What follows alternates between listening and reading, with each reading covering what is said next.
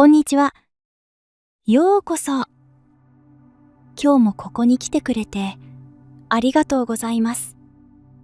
今日は日本で暮らす外国人にとってとても大切な話をします。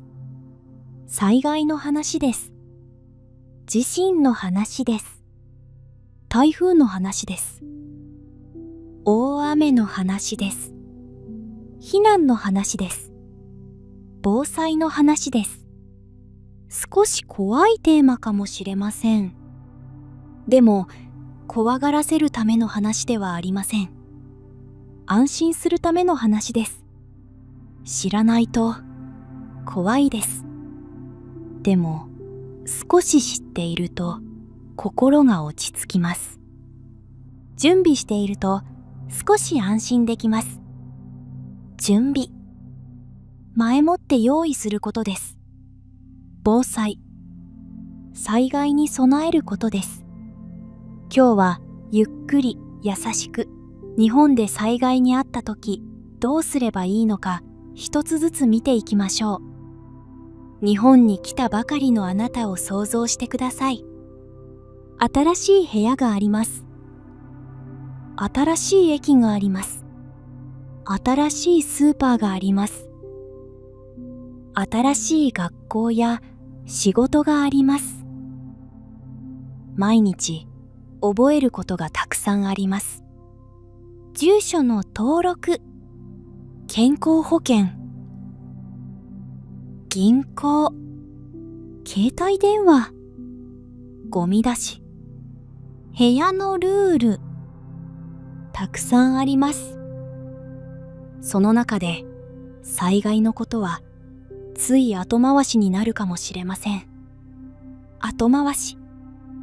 今すぐしないで、後ですることです。今は忙しい。今は大丈夫。地震はまだ来ていない。台風はまだ来ていない。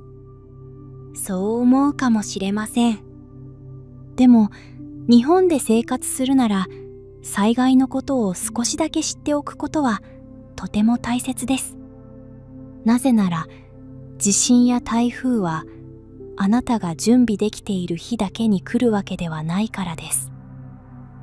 突然来ることがあります。突然。急に予想しないときにという意味です。まず、地震という言葉を覚えましょう。地震。地面が揺れることです。日本では地震があります。小さな地震もあります。大きな地震もあります。揺れ。地面や建物が動くことです。最初に地震を感じるととてもびっくりします。部屋が揺れます。電気が少し揺れます。棚のものが音を立てます。スマホから大きな音が鳴ることもあります。緊急地震速報。強い地震が来るかもしれないと知らせる情報です。音が大きいです。急になります。とてもびっくりします。でも、その音はあなたを怖がらせるためではありません。あなたに知らせるためです。守るためです。下地に。だから、音が鳴ったら、まず落ち着きます。落ち着く。慌てないことです。深く息をします。今、何をするか考えます。地震の時に大切なことは、まず身を守ることです。身を守る。身を守る。自分の体を守ることです。揺れたら頭を守ります。頭。とても大切な体の部分です。上から物が落ちてくるかもしれません。棚のもの。照明。ガラス。食器。本。いろいろなものが落ちるかもしれません。だから、机の元に入れるなら、机の元に入ります。机がないときは、クッションやバッグで頭を守ります。窓から離れます。NATOから離れます。ガラスから離れます。大きな家具から離れます。無理に外へ走らないでください。揺れている間に外へ走ると転ぶかもしれません。落ちてくるものに当たるかもしれません。まず、低くなる。頭を守る。動かない。これが大切です。低くなる。体を低くすることです。頭を守る。慌てない。料理をしている時に地震が来ることもあります。キッチンにいる時です。火を使っているかもしれません。鍋があるかもしれません。油があるかもしれません。昔はすぐ火を消しましょうとよく言われました。でも強く揺れている時に火へ近づくと危ないことがあります。熱い鍋が落ちるかもしれません。油が飛ぶかもしれません。だからまず自分の安全です。揺れが少し収まってから火を確認します。ガスを止めます。電気製品を確認します。安全。危なくないことです。安全が先です。火も大切です。でも、あなたの体が先です。部屋の中で家具の位置も大切です。家具。ベッド、棚、机、冷蔵庫等です。地震の時、大きな家具が倒れることがあります。倒れる。立っているものが横になることです。本棚が倒れる。タンスが倒れる。テレビが落ちる。冷蔵庫が動く。これは危ないです。だから家具を固定します。固定。動かないようにすることです。家具転倒防止グッズというものがあります。突っ張り棒、滑り止め、固定ベルト、固定ベルト、ホームセンターやネットで買えます。ベッドの近くに高い棚を置かない。寝ているところに物が落ちないようにする。玄関までの道を塞がない。これも大切です。災害の準備は大きなことだけではありません。部屋の中の小さな配置から始まります。配置。物を置く場所です。兄千場。地震が止まった後もすぐ安心ではありません。余震が来ることがあります。余震。大きな地震の後に来る地震です。小さいこともあります。強いこともあります。だから地震の後も気をつけます。ガラスが割れているかもしれません。床に物が落ちているかもしれません。裸足であるかない方がいいです。靴を履きます。スリッパでもいいですが、できればそこがしっかりした靴が安心です。停電しているかもしれません。停電。電気が止まることです。暗い部屋で歩くと危ないです。懐中電灯を使います。懐中電灯。手で持つライトです。スマホのライトも使えます。でも、スマホの電池は大切です。電池を使いすぎないようにします。モバイルバッテリーがあると安心です。地震の後、ガスが止まることがあります。水道が止まることもあります。電気が止まることもあります。ライフラインという言葉があります。ライフライン。生活に必要な電気、ガス、水道、通信などです。災害の時、ライフラインが止まると、生活が急に難しくなります。トイレが流れない。水が出ない。料理ができない。スマホが充電できない。お風呂に入れない。ニュースが見られない。だから、少し準備しておきます。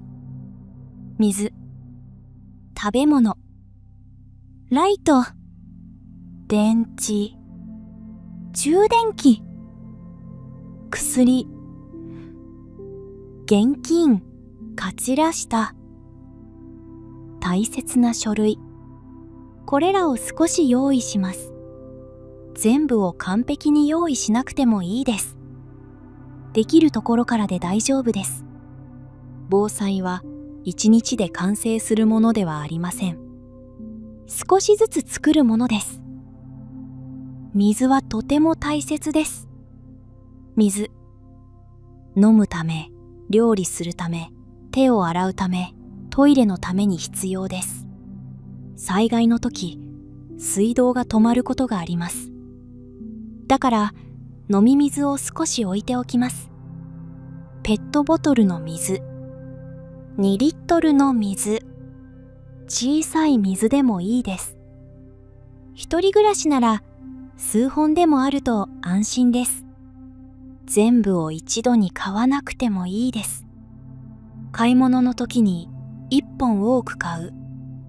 飲んだらまた買う。これを続けるだけでも準備になります。ローリングストックという考え方があります。普段から使うものを少し多めに持って、使ったら買い足すことです。難しい言葉ですが、考え方は簡単です。IDAU1 TITAU 考え方は簡単です。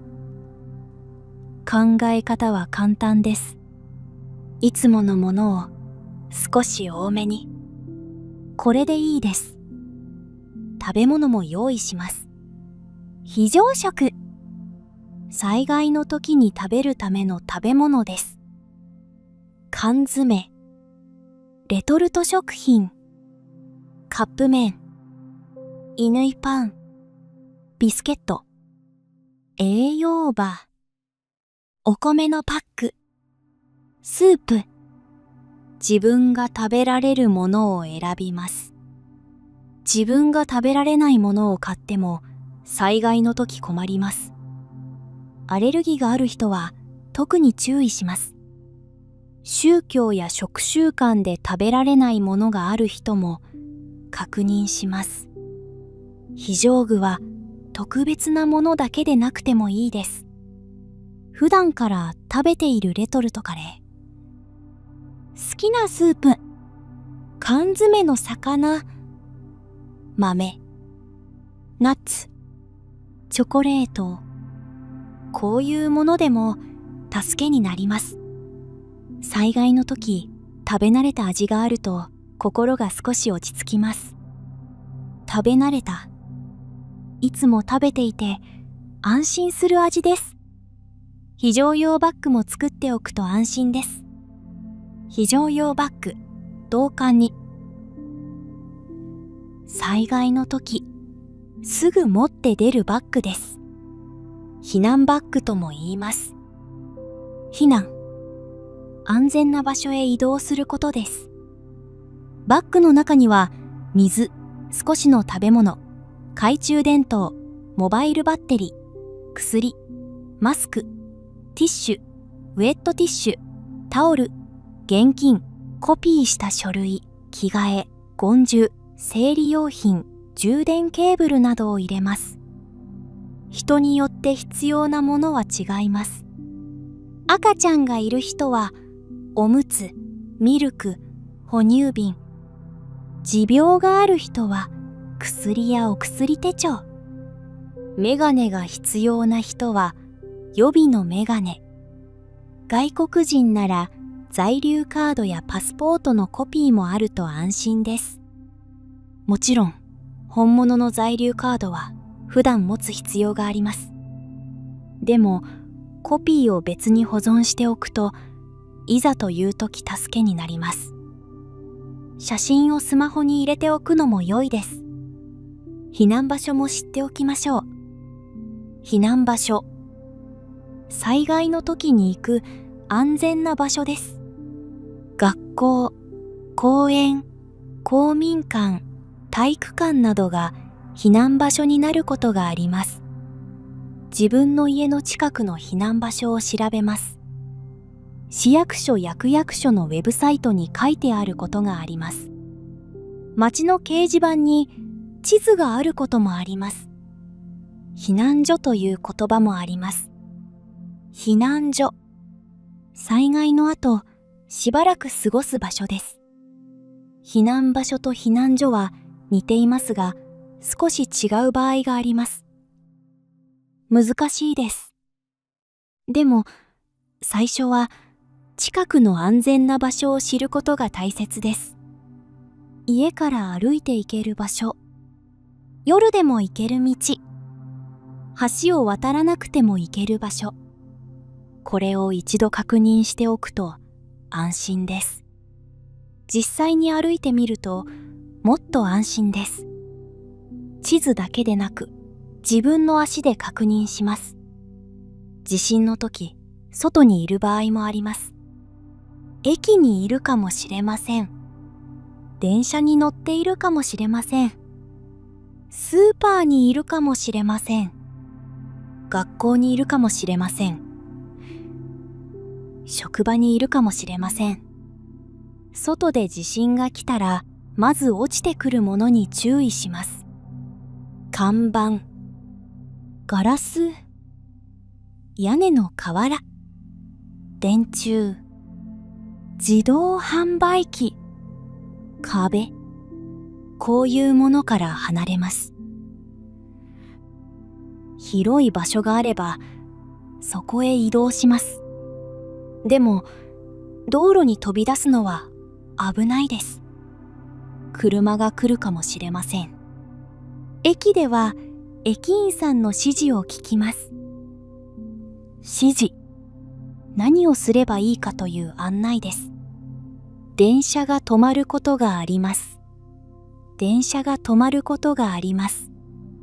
止まる。動かなくなることです。帰宅困難者という言葉もあります。帰宅困難者。家に帰ることが難しくなった人です。大きな地震の後、電車が長く止まることがあります。歩いて帰る人もいます。でも、遠い場合は無理をしないことが大切です。スマホは災害の時にとても大切です。でも、みんなが一度に電話をすると、つながりにくくなることがあります。つながらない。電話やインターネットが使えないことです。だから、家族や友達との連絡方法を前もって決めておくと安心です。電話だけではなく、メッセージアプリ、メール、災害用伝言板、SNS など複数の方法を考えます。複数、2つ以上という意味です。家族には災害の時、私はこの方法で連絡しますと伝えておきます。もし連絡できなくても、すぐにパニックにならないことも大切です。パニック、とても慌てることです。大きな災害の時は通信が混みます。少し時間を置いて連絡します。スマホの電池を残します。必要な情報を見ます。むやみに動画を見続けないようにします。電池は命を守る道具になることがあります。次に台風の話をしましょう。台風。強い雨と風を持つ大きな天気の塊です。日本では夏から秋にかけて台風が来ることがあります。台風が来る前にはニュースや天気予報で知らせがあります。台風が近づいています。大雨に注意してください。強風に注意してください。交通機関が止まる可能性があります。こういう言葉を聞くことがあります。強風、強い風です。大雨、たくさん降る雨です。暴風、とても強い風です。警報、危険を知らせる情報です。注意報、注意が必要だと知らせる情報です。警報と注意報、どちらも大切です。警報の方が危険が大きいことが多いです。天気の言葉は少しずつ覚えましょう。台風の前にすることがあります。ベランダを片付けます。ベランダ、部屋の外の小さなスペースです。風で飛びそうなものを部屋の中に入れます。植木鉢、物干し草、ハンガーマイナス、スリッパ、ゴミ箱、こういうものです。風で飛ぶと危ないです。窓を閉めます。カーテンを閉めます。カーテンを閉めると、万が一ガラスが割れたとき、少し飛び散りにくくなることがあります。雨戸やシャッターがある部屋なら閉めます。充電をしておきます。スマホ、モバイルバッテリー、ノートパソコン、水を用意します。食べ物を用意します。外に出なくても1日、2日過ごせるようにします。台風の日に無理に買い物へ行くのは危ないことがあります。だから前の日に準備します。前の日、災害の前にできることです。台風の日は外に出ない方がいい場合があります。風が強いと傘は役に立ちません。傘が壊れます。体が煽られます。看板や木の枝が飛んでくることがあります。川や海を見に行ってはいけません。水が増えています。とても危ないです。写真を撮りに行くのも危ないです。ニュースでよく見ます。台風の中、外を歩いている人、川を見に行く人。でも、それは本当に危ないです。命が大切です。命、生きていることです。命を守ることが一番です。仕事や学校がある日でも、台風で交通が止まることがあります。会社や学校から連絡が来るかもしれません。休校。学校が休みになることです。休業。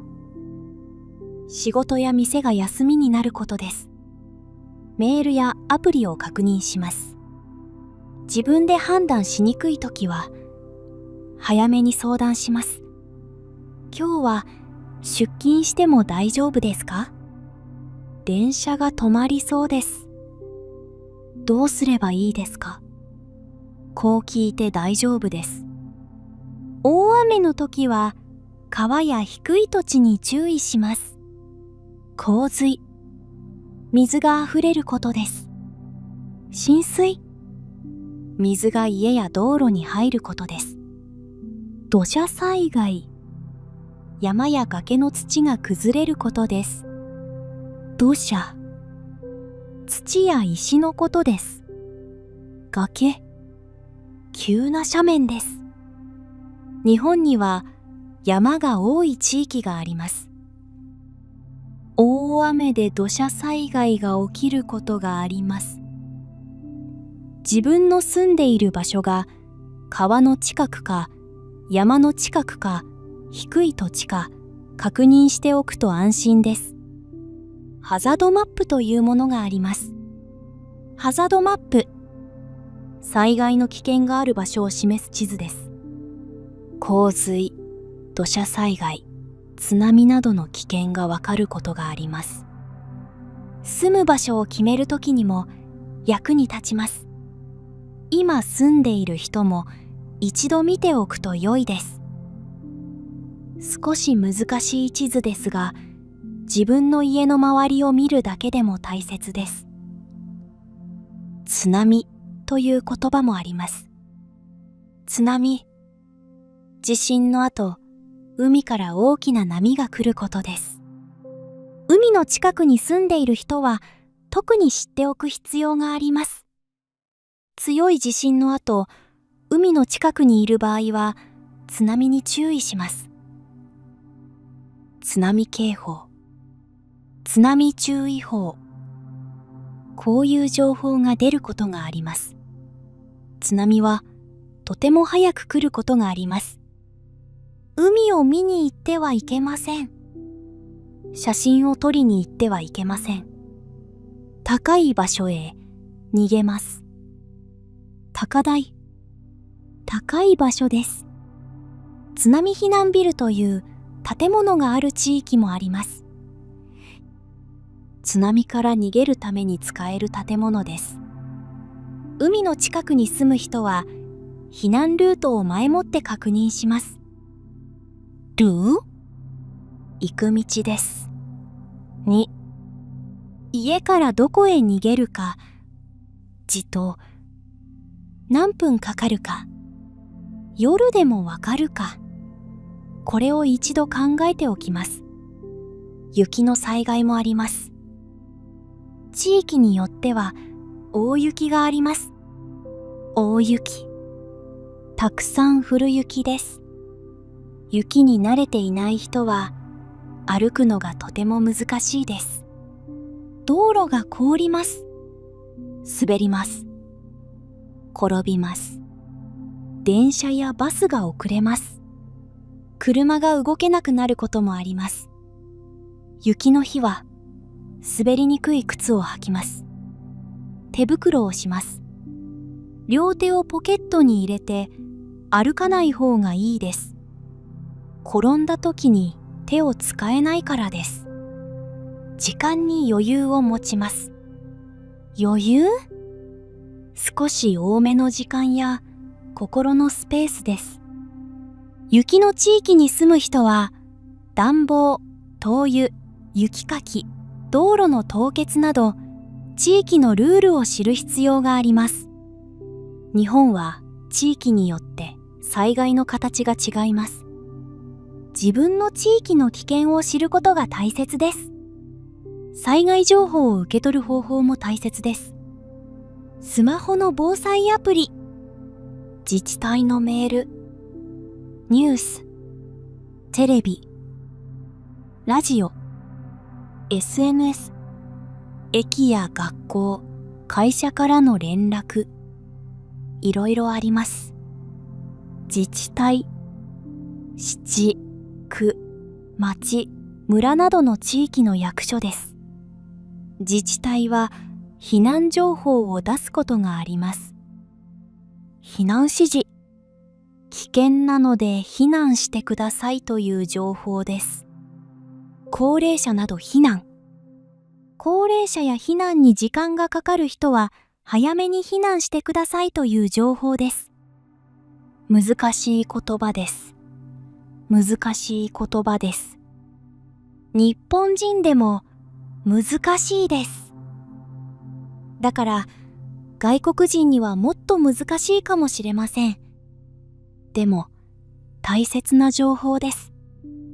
自分の住んでいる自治体のウェブサイトやアプリを一度確認しておきましょう。多言語で情報を出している地域もあります。多言語、いくつかの言語という意味です。英語、中国語、韓国語、ベトナム語、ネパール語など地域によって違います。自分が理解できる情報源を探しておくと安心です。避難するとき、何を持っていけばいいでしょうか。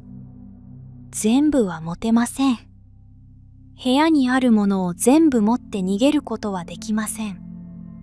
だから優先順位が大切です。優先順位。何が一番大切かの順番です。命が一番です。次に、すぐ必要なもの。水、薬、スマホ、充電器、現金、身分証、少しの食べ物、タオル、マスク。これくらいです。重すぎるバッグは危ないです。逃げにくくなります。だから非常用バッグは持てる重さにします。子供がいる人、高齢の家族がいる人、ペットがいる人は必要なものが増えます。ペット科の避難所かどうかも確認が必要です。ペット、犬や猫などの動物です。災害の時、ペットのことも大切です。フード、リード、ケージ、薬、トイレ用品。前もって準備します。避難所での生活は楽ではありません。避難所。災害の時、家にいられない人が一時的に過ごす場所です。体育館かもしれません。学校かもしれません。人がたくさんいます。眠りにくいかもしれません。プライバシーが少ないかもしれません。プライバシーにいた。自分だけの空間や情報です。食べ物や水が限られていることもあります。トイレが混むこともあります。外国語が通じにくいこともあります。だから、避難所に行けば全部安心というわけではありません。でも、家が危ないときは、避難所が命を守る場所になります。大切なのは、早めに判断することです。危険が大きくなってから避難すると、道が水でいっぱいになったり、暗くなったりして、もっと危なくなることがあります。早め、遅くなる前にという意味です。家にいる方が安全な場合もあります。これは少し難しいです。必ず避難所へ行けばいいというわけではありません。家が安全で水や食べ物があり、外の方が危ない場合は家にいる方が良いこともあります。在宅避難という言葉があります。在宅避難。家で安全を保ちながら避難生活をすることです。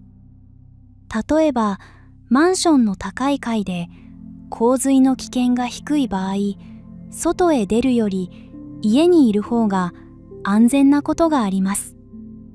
でも、家が川の近く、土砂災害の危険がある場所、古い建物、津波の危険がある場所なら避難が必要なこともあります。これは地域や状況によって違います。だからハザードマップと自治体の情報が大切です。自分の場所に合わせた判断が必要です。外国人にとって避難所で困ることの一つは言葉です。日本語の放送がわからない。掲示板が読めない。食べ物の説明が読めない。どこで水をもらうのかわからない。トイレの場所がわからない。スマホの充電はどこでできるのかわからない。こういうことがあるかもしれません。そんな時に使える言葉を覚えておくと安心です。すみません。これは何ですか？水はどこでもらえますか？トイレはどこですか？充電できますか？外国語の案内はありますか？私は日本語があまりわかりません。助けてください。この短い言葉があなたを助けます。完璧な文法でなくていいです。伝わることが大切です。防災カードを作るのも良いです。防災カード。災害の時に必要な情報を書いたカードです。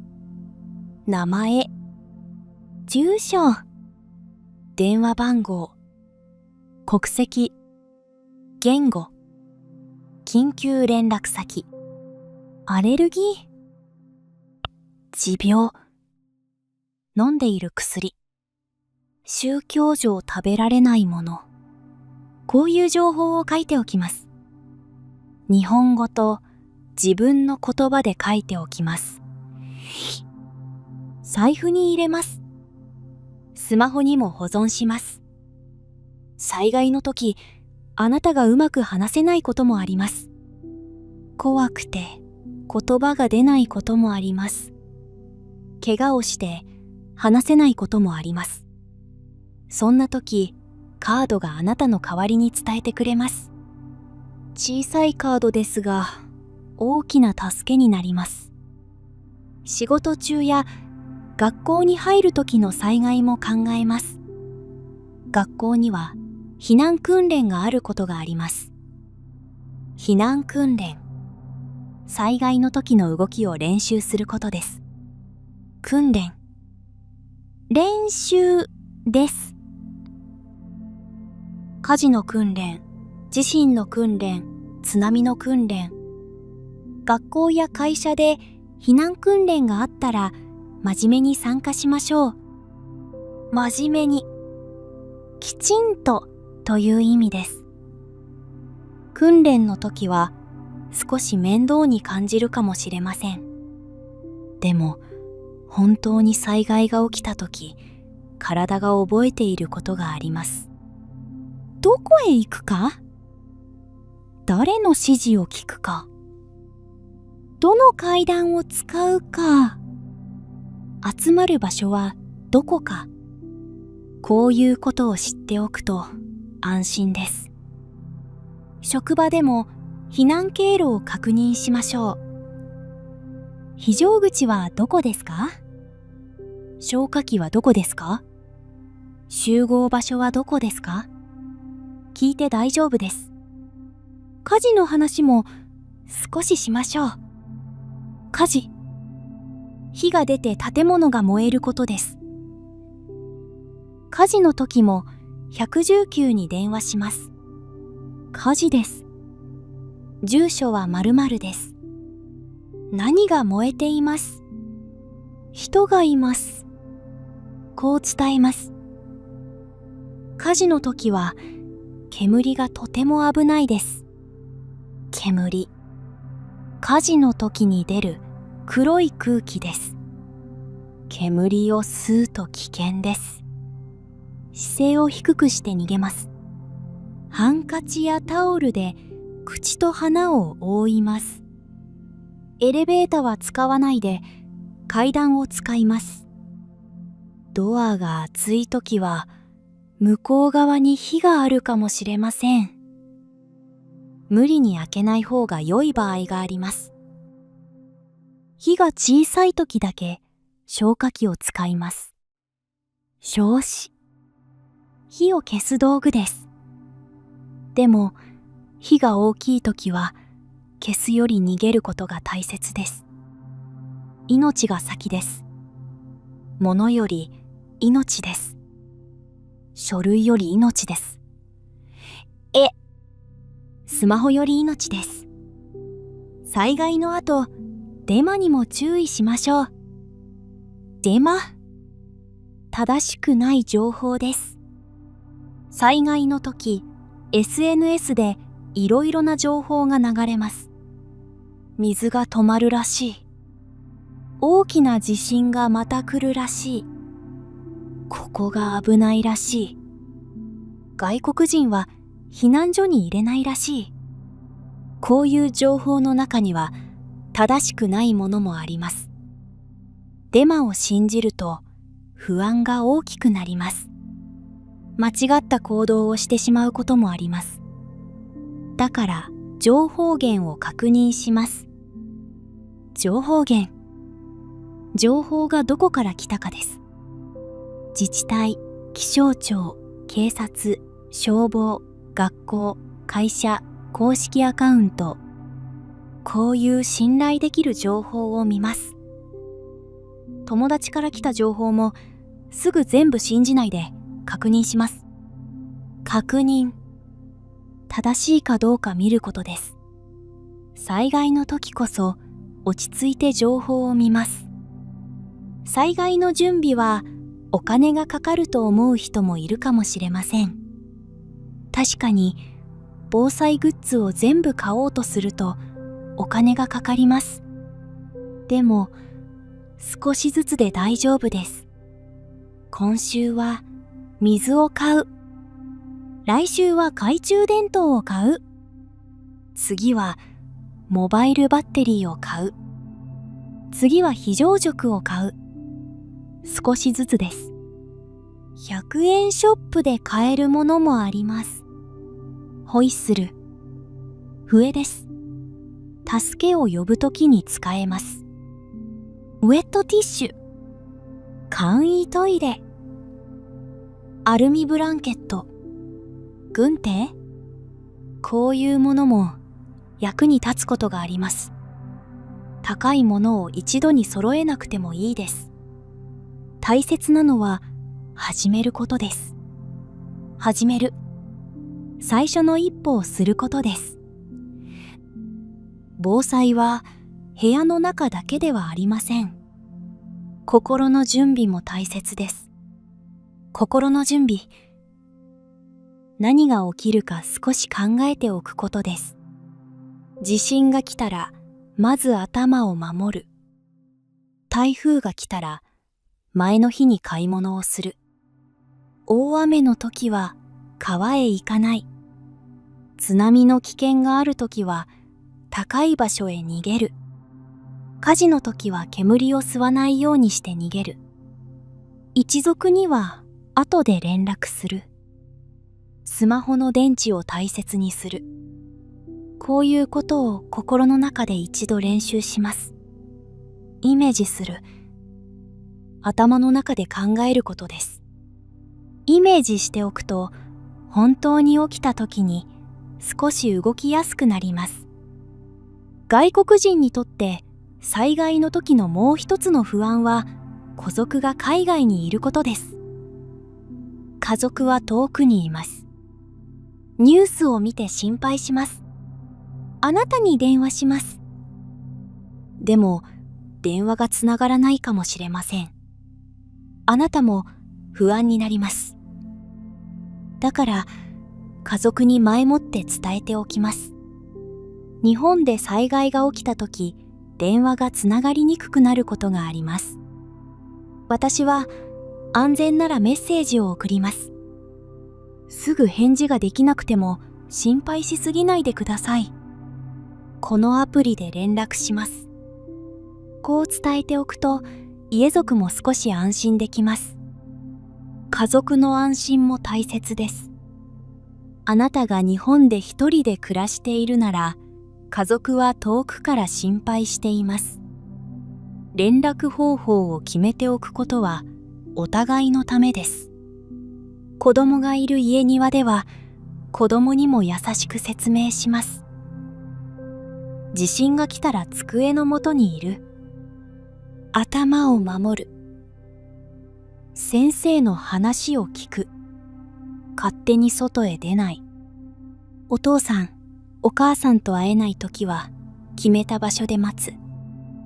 難しい言葉ではなく簡単な言葉で伝えます。子供は大人の不安を感じます。だから大人が少し落ち着いて説明することが大切です。怖いね。でもこうすれば大丈夫だよ。ここに水があるよ。このバッグを持つよ。この場所へ行くよ。そう言うと子供も少し安心します。ペットがいる人も災害の時の準備が必要です。キャリケースにいる練習、フードの準備、避難所の確認、これも大切です。災害が起きた後、心が疲れることがあります。余震が怖い。眠れない。小さな音にもびっくりする。ニュースを見すぎて不安になる。家族のことが心配になる。これは自然な反応です。自然。普通に起きることです。心が危険を感じた後、すぐに元に戻らないことがあります。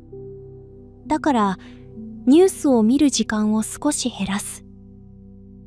深呼吸する。温かいものを飲む。誰かと話す。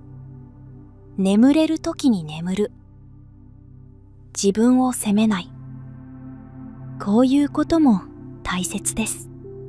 災害は体だけでなく心にも影響します。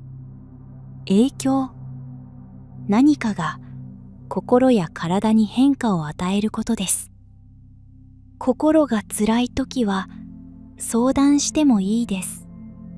学校、会社、地域の相談窓口、友達、家族。話すことは助けになります。災害の後、片付けをすることもあります。片付け、物を整理して元に戻すことです。割れたガラス、落ちた食器、倒れた家具、水で濡れたとこ。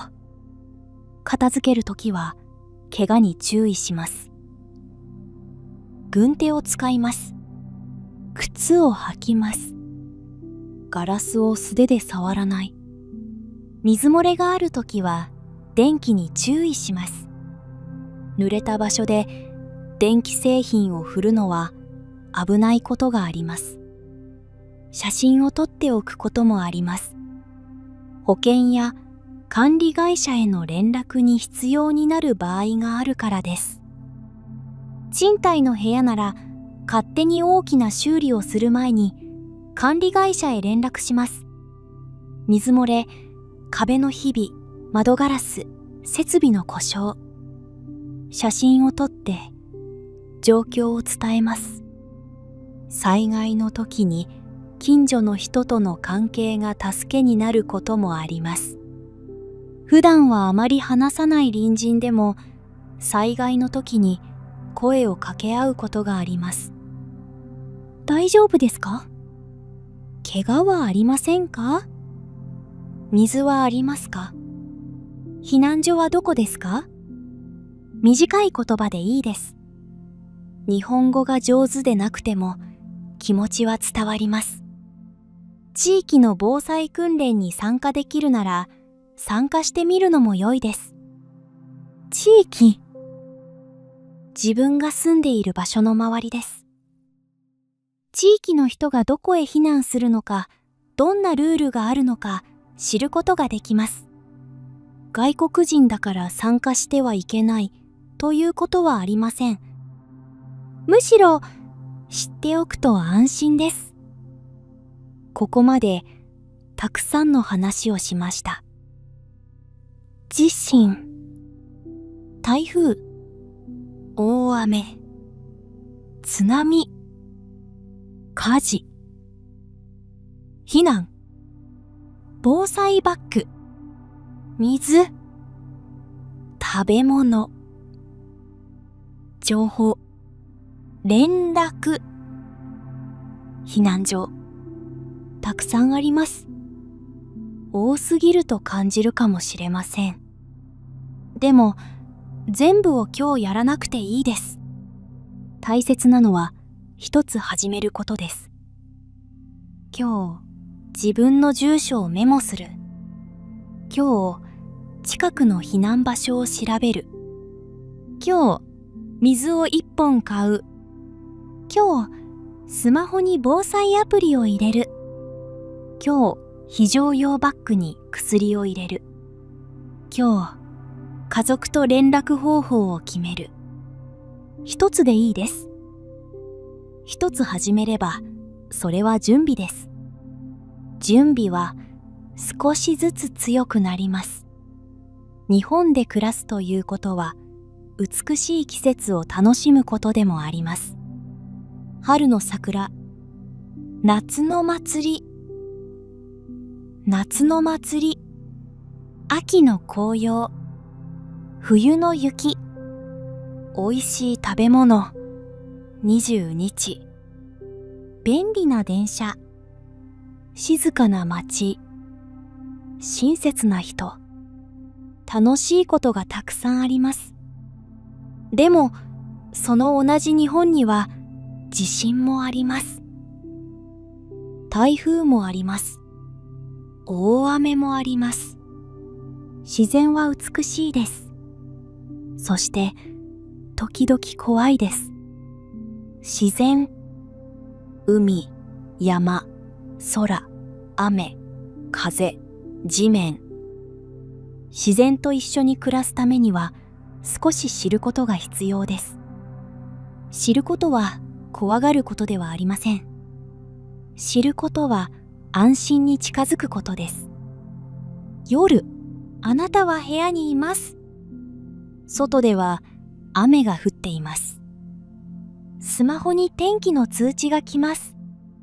雨が強くなります。風も少し強いです。でも、あなたは少し準備しています。ベランダのものは片付けました。スマホは充電しました。水があります。食べ物も少しあります。避難場所も知っています。家族への連絡方法も決めています。だから、心が少し落ち着いています。完全に怖くないわけではありません。でも、何も知らない時より少し安心です。この少しの安心が大切です。少しの安心。災害の夜に心を支えるものです。地震が来た日もあなたは思い出します。まず低くなる。頭を守る。動かない。揺れが収まったら火を確認する。靴を履く。情報を見る。落ち着いて行動する。完璧にできなくてもいいです。人は怖いとき、慌てます。慌てるのは自然です。でも、知っていることが一つあるだけで、次の行動が見えます。次の行動。次に何をするかです。災害の時は、全部を考えようとすると混乱します。まず一つ。頭を守る。次に一つ。安全を確認する。次に一つ。情報を見る。一つずつです。一つずつで大丈夫です。あなたは外国人です。日本語がまだ難しいかもしれません。州 US。災害の情報も全部はわからないかもしれません。でも、あなたは準備できます。言葉を少し覚えられます。避難場所を調べられます。バッグを作れます。水を置けます。家族と連絡方法を決められます。自分の身を守ることができます。身を守る。自分を守ることです。これは日本語が完璧でなくてもできます。少しずつできます。あなたには自分を守る力があります。最後に今日の大切な言葉をもう一度ゆっくり思い出しましょう。地震、地面が揺れること、台風、強い雨と風。避難、安全な場所へ行くこと。避難場所、逃げる場所。防災、災害に備えること。非常用バッグ、災害の時にもツバッグ。停電、電気が止まること。断水、水が止まること。警報、危険を知らせる情報。確認、大丈夫かどうか見ること。落ち着く、慌てないこと。助けてください。困った時の大切な言葉。これだけでもあなたの力になります。深く息をしてください。今日、あなたは災害について少し知りました。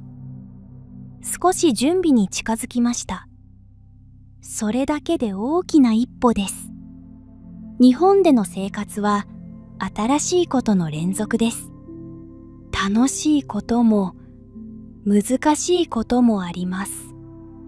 災害の準備は少し面倒かもしれません。でも、それはあなたの未来の自分を助ける行動です。未来の自分、これからのあなたです。今日のあなたが水を用意する。未来のあなたが助かる。今日のあなたが避難場所を調べる。未来のあなたが落ち着ける。今日のあなたが王族と連絡方法を決める。未来の家族が安心する。後物対価とは、そう考えると、防災は優しい行動です。自分への優しさです。家族への優しさです。周りの人への優しさです。日本でのあなたの毎日が安全でありますように。災害が来てもあなたが少しでも落ち着いて行動できますように。必要な情報が届きますように。助けが必要な時、助けを求められますように。あなたの部屋があなたの安心できる場所でありますように。あなたの準備がいつかあなたを守ってくれますように。ゆっくりで大丈夫です。少しずつで大丈夫です。今日、一つだけ準備しましょう。そして明日、また一つ。小さな準備があなたの日本での生活を静かに強く支えてくれます。